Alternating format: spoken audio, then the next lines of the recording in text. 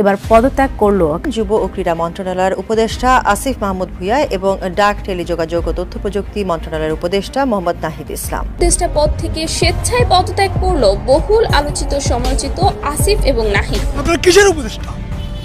কার উপদেষ্টা? এই ধরনের উদ্ভট অপদার্থ অযোগ্য উপদেষ্টা দিয়ে আমরা কি করব? এই ধরনের উপদেষ্টারাই তো অন্তর্বর্তীকালীন সরকারকে ডুবাই দিবে।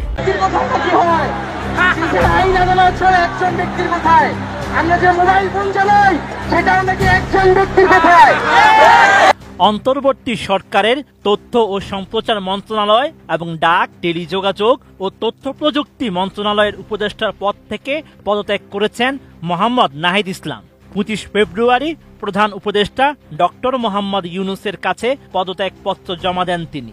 এরপরই নাহিদের পদত্যাগ নিয়ে মন্তব্য করেছেন জাতীয় নাগরিক কমিটির আহ্বায়ক সার্জিস আলম ও জাতীয়তাবাদী ছাত্র দলের সেক্রেটারি নাসির উদ্দিন।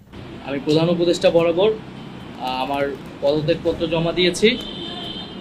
আমার যে দুইটি মন্ত্রণালয় ছিল, তথ্য ও সম্প্রচার এবং ডাক টেলিযোগাযোগ এবং তথ্য প্রযুক্তি, দুইটি মন্ত্রণালয়ের দায়িত্ব থেকে আমি ইস্তফা দিয়েছি।